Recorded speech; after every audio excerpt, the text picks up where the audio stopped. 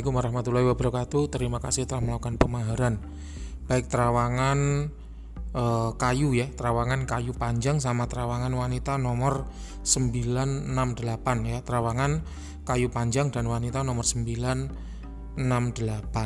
Kita mulai dari bendanya dulu ya. Bendanya tidak begitu jelas ya, karena bentuknya memang panjang. Ini entah tongkat, entah tombak, saya tidak tahu. Tapi yang jelas benda ini memang berkodam ya. Saya tidak tahu apa bendanya, tapi ini memang jelas berkodam. Untuk sosok kodamnya yaitu laki-laki berbaju hijau ya, laki-laki berbaju hijau.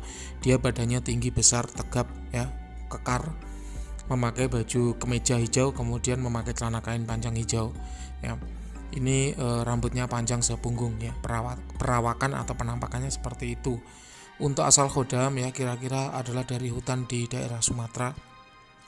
Masuk kategori jin hutan ya, jin daratan, white entitas tanpa dampak negatif. Usianya kira-kira adalah 1400-an tahun dengan level power sekitar 8,8. Jadi dari segi usia ini masuk kategori lumayan tua. Dari segi power ini termasuk bagus ya, ini bagus, layak koleksi. Untuk tuahnya sendiri ini masuk ke arah proteksi ya, pagar gaib, wasilah jaga diri, keselamatan baik dari bahaya nyata maupun yang bersifat gaib, itu yang pertama. Kemudian yang kedua itu meningkatkan kekuatan tubuh ya, meningkatkan kekuatan tubuh sehingga tubuh pemiliknya itu menjadi lebih kuat dibanding dengan tidak membawa benda ini kayak gitu. Untuk dampak negatif tidak ada ya. Kalau saya rasakan ini tuahnya sudah jalan ya, jadi ada pencampuran energi manusia dengan energi khodam di benda ini. Jadi artinya tuahnya sudah jalan, tuahnya sudah bisa dimanfaatkan. Kalau Anda tanya ke saya, Mbah gimana cara pakainya?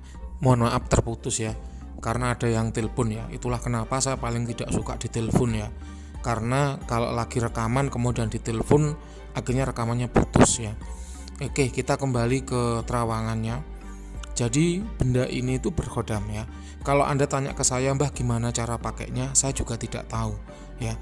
Maka lebih baik jika Anda tanyakan ke orang yang memberi benda ini atau orang tempat Anda membeli benda ini. Jadi kalau buat saya punya prinsip, yaitu saya tidak mau melangkahi praktisi lain. Jadi kalau Anda tanya ke saya bagaimana cara pakai, maka saya tidak akan mau menjawab, karena itu adalah tugas praktisi yang membuat benda ini, atau tugas praktisi yang menjual benda ini, atau orang yang memberi Anda benda ini, kayak gitu. Jadi saya tidak akan mau melangkahi orang lain karena ndak ilok atau ndak bagus ya, kayak gitu. Jadi ini tuanya sudah jalan, silahkan Anda eksplorasi sendiri bagaimana cara pakainya sehingga tuanya bisa berjalan dengan maksimal kayak gitu. Kalau Anda mau melihat ya tata cara penggunaan azimat berkhodam yang biasa saya pakai, saya ya Padepokan Sengkelat pakai, itu ada di channel Jejak Mistis dengan judul tata cara penggunaan azimat berkhodam. Yaitu bisa Anda tonton, siapa tahu dengan menerapkan tata cara yang biasanya saya pakai, tuah dari benda ini bisa lebih maksimal lagi kayak gitu ya.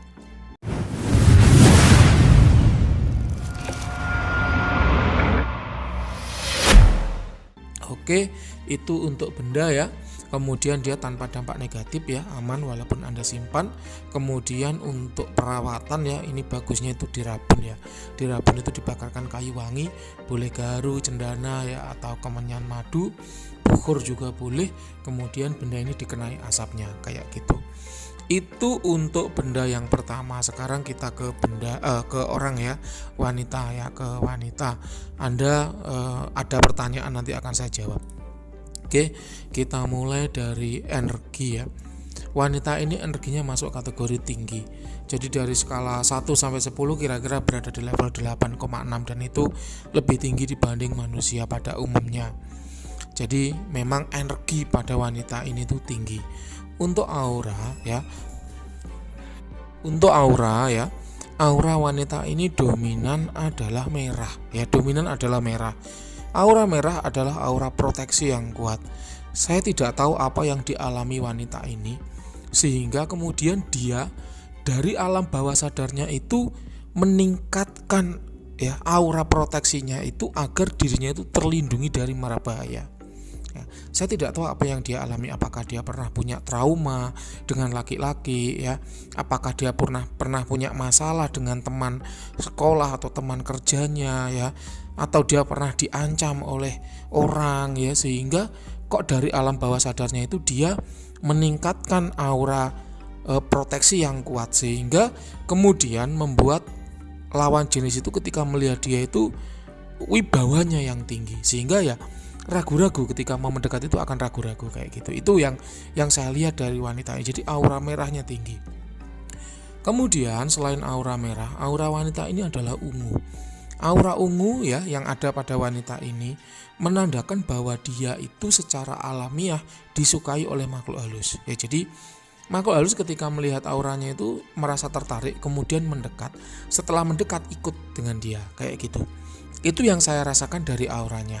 Ada beberapa jin liar begitu yang ikut ke dia, tapi itu sifatnya tidak permanen. Jadi setelah ikut kemudian beberapa hari pergi lagi, setelah ikut beberapa hari pergi lagi, setelah ikut beberapa hari pergi lagi kayak gitu. Jadi sifatnya itu datang silih berganti, dan itu yang kemudian membuat orang lain tuh merasa kurang nyaman ketika dekat dengan dia. Itu yang kedua. Yang ketiga, karakter. Wanita ini memiliki karakter introvert atau tertutup. Saya duga, nanti Anda yang harus konfirmasi ke saya, benar nggak apa yang saya katakan. Saya duga wanita ini pernah memiliki trauma, sehingga kemudian dia menjadi seorang yang tertutup atau introvert, kayak gitu. Kalau orang itu introvert ya tentunya ya kalau masalah pergaulan atau sosial itu agak sulit. Memang begitu, itu karakter, yaitu karakter. Oke, sekarang kita ke jin liar. Jin liar yang datang ke wanita itu datang silih berganti. Ya, datang silih berganti artinya memang dia datang, mendekat, ikut beberapa hari kemudian pergi, datang, ikut beberapa hari kemudian pergi, seperti itu. Ya, seperti itu jin liarnya. Nah, untuk sekarang yang saya lihat ada sosok laki-laki berbentuk siluman ular.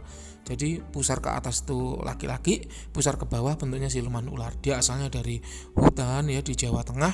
Kemudian untuk usia kira-kira 600-an tahun dengan level power sekitar 8,6. Dia ikut karena memang tertarik, tapi itu hanya bersifat sementara atau tidak permanen ya. Sebentar kemudian akan pergi. Kayak gitu, itu yang saya lihat. Nah, untuk energi negatif dan jin negatif sebenarnya tidak ada. Ya, tidak ada kiriman yang mengenai wanita ini. Wanita juga tidak ketempelan. Jadi sifat dari jin liar itu hanya ikut tapi tidak menempel, kemudian pergi lagi kayak gitu.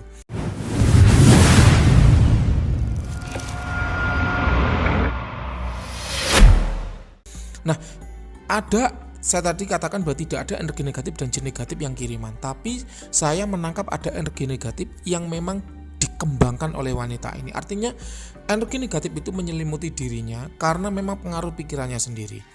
Jadi itulah kenapa mohon maaf bukan Sarah, kalau orang muslim itu selalu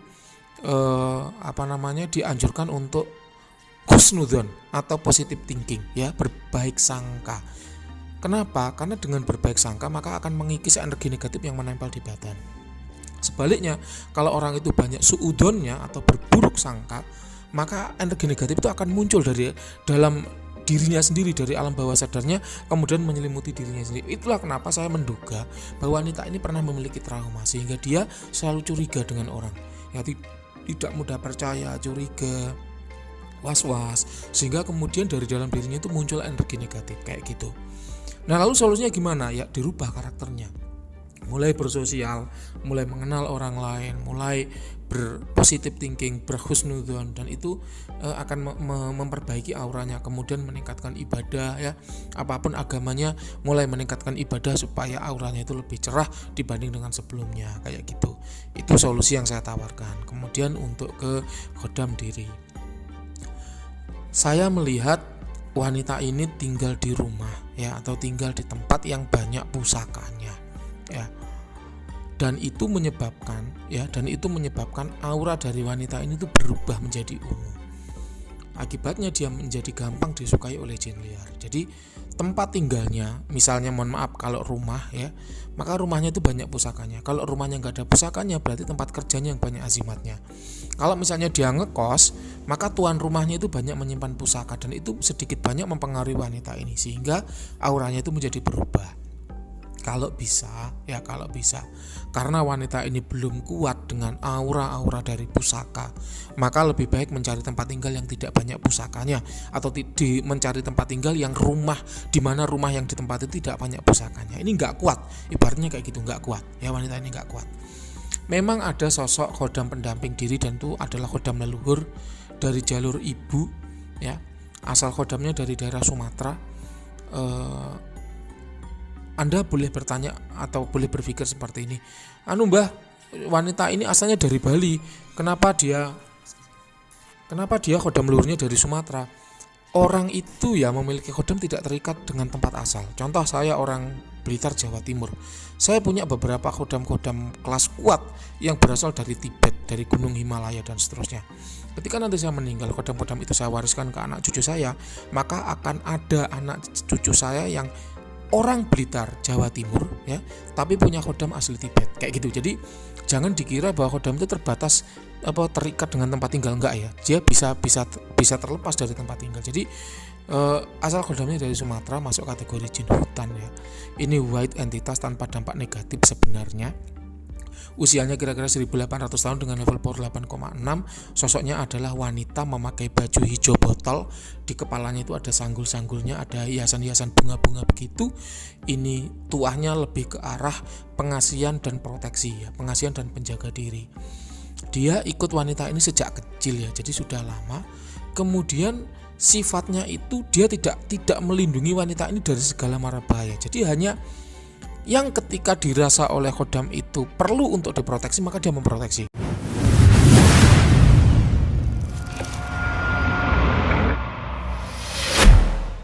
Kalau enggak, maka dia diam saja, kayak gitu. Sifat dari khodam ini seperti itu, dia tanpa dampak negatif, ya, kemudian tidak perlu dirawat, ya, karena memang dia khodam leluhur. Kemudian khodam hasil pengisian tidak ada, ya, tidak ada. Oke, kira-kira itu yang bisa saya baca dari orang ini. Kemudian kalau Anda tanya, ya, mohon maaf, adik saya sudah 30 tahun masih susah jodoh. Karena itu tadi beberapa hal sudah saya sampaikan, yang mulai dari aura, karakter diri, kemudian adanya pengaruh traumatik, kemudian yang berikutnya adalah penampilan, ya, penampilan. Bagaimanapun juga wanita itu dilihat dari penampilan. Mohon maaf, ya, cinta itu katanya datang dari mata turun ke hati. Oleh karena itu penampilan dari seorang wanita itu sangat perlu dijaga. Itu yang pertama. Yang kedua, karakter. Ya, karakter, tidak hanya penampilan tapi karakter itu juga perlu dijaga, bagaimana supaya tetap baik dan menarik di mata orang lain. Nah, kalau Anda susah jodoh, Anda bisa meningkatkan sisi ibadah, ya, berdoa, ya, banyak meminta kepada Tuhan. Kenapa? Karena jodoh itu ada di tangan Tuhan, tinggal kita memintanya, kayak gitu. Tidak perlu Anda datang ke banyak dukun. Kenapa? Karena itu hanya akan memperburuk kondisi wanita ini. Perbanyak ibadah, minta kepada Tuhan. Kalau Anda muslim, maka minta di sepertiga malam terakhir agar didatangkan jodoh yang baik untuk wanita ini, kayak gitu, ya. Itu yang bisa saya sampaikan, ya. Terima kasih. Silakan kalau ada yang kurang jelas boleh ditanyakan. Selamat malam.